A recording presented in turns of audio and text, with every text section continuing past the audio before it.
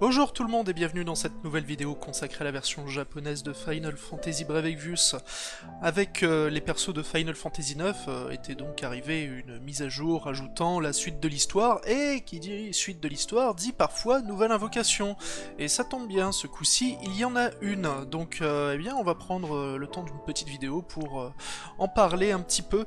Il s'agit de Fenrir comme nouvelle invocation, donc Fenrir, qui est plutôt intéressant de par ses stats déjà, puisqu'il a de très bonnes stats au niveau de l'attaque physique et de l'attaque magique, comme vous pouvez le constater ici, ce qui en fait une des meilleures invocations pour attaquant. En fait, c'est la troisième meilleure derrière Odin et Bahamut. Et en dehors de Bahamut, eh bien c'est l'invocation qui donne le plus de stats en attaque, que ce soit physique ou magique, donc c'est bien aussi pour les personnages hybrides. Alors par contre, si niveau stats, cet espère est plutôt intéressant, au niveau des capacités, c'est pas non plus la folie, donc je suis plutôt parti sur des stats brutes, parce que les capacités, la plupart du temps, ça va être soit des attaques magiques, soit des attaques hybrides sur des éléments de glace et de ténèbres. Pas très intéressant malheureusement, parce que c'est des pourcentages plutôt faibles. Le meilleur que l'on puisse avoir, c'est je crois que c'est celle-là. Ouais, ça doit être ouais, c'est une attaque hybride qui fait 210% de dégâts de glace sur une cible, donc rien de vraiment intéressant malheureusement. Mais voilà, rien que pour ses stats, elle est intéressante, et également aussi pour l'effet qu'elle applique au moment où on lance cette invocation, puisque en version 1 étoile, ça fait un boost de 50% de toutes les stats de l'équipe durant 3 tours, et en version 2 étoiles, le boost passe à 80% de toutes les stats pour toute l'équipe, et ça donne en plus l'assurance d'esquiver la prochaine attaque que l'on devrait recevoir, donc très intéressant. Vraiment très très intéressant, et on va aller également lui dire bonjour à cette invocation. Alors, pour la débloquer, il faut se rendre dans cette ville. On va aller faire le chemin ensemble. Alors ça risque d'un petit peu spoiler, pour ceux qui ne veulent pas connaître la suite de l'histoire, fermez les yeux. C'est important. Et donc il faut aller vers le haut de la ville.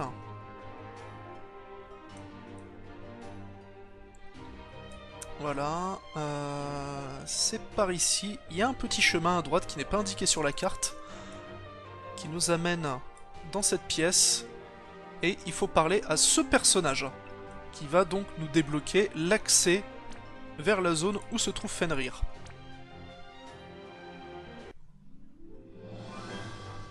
Et une fois qu'on y a accès, on a donc cette zone qui apparaît, avec comme d'hab une série de combats avant de pouvoir faire la bagarre réellement contre Fenrir. On va se battre contre sa version 2 étoiles.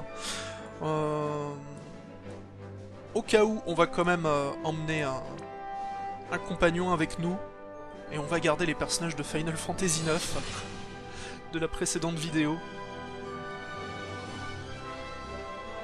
Alors l'autre chose assez intéressante avec Fenrir que j'ai oublié de mentionner, c'est que c'est la première invocation qui donne une double résistance élémentaire.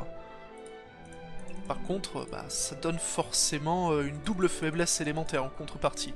Donc Fenrir donne 50% de résistance à la glace, et donc moins 50% de résistance au feu, et 25% de résistance aux ténèbres, et un debuff de moins 25% de résistance à la lumière.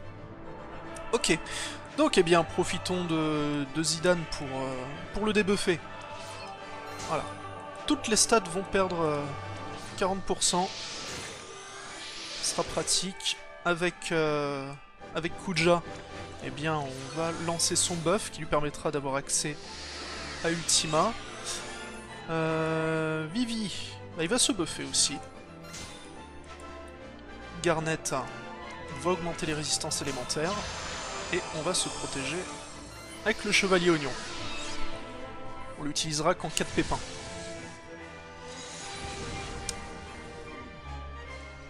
Ok. Donc là il met pas mal de dégâts et il se buff au passage. Donc on va le redébuffer une nouvelle fois. Ce qui tombe plutôt bien puisque notre cher Kuja possède justement un Dispel. On va refaire ce sort là avec Garnet, ça reste son sort de soin le plus puissant. On va redébuffer notre cher loup. Voilà, on va commencer à taper. Avec du météore.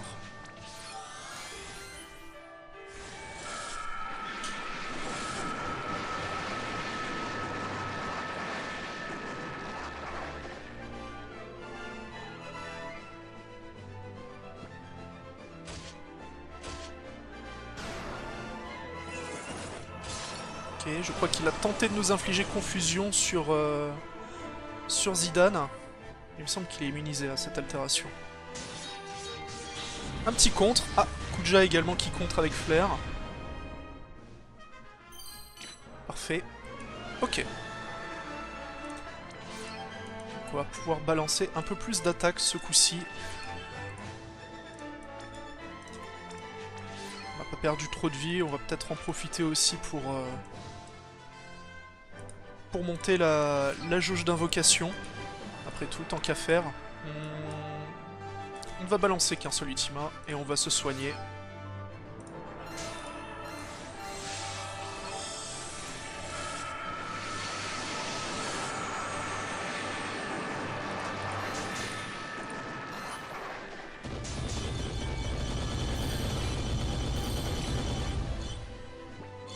Pas mal.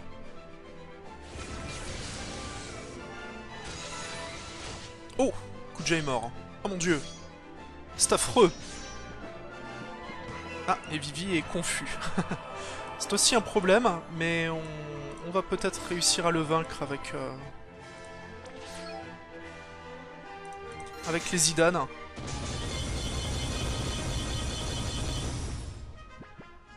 Ok, c'est bon.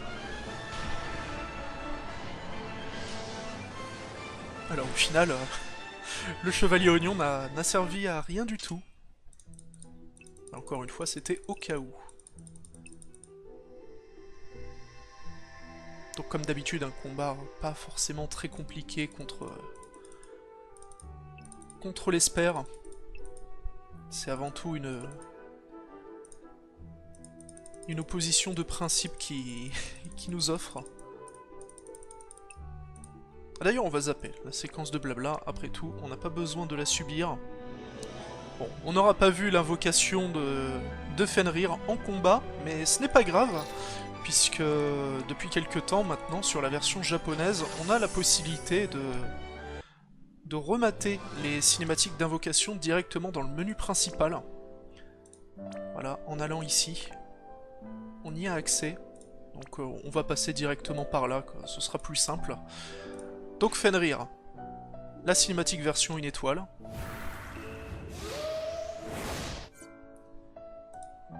Et la cinématique version 2 étoiles.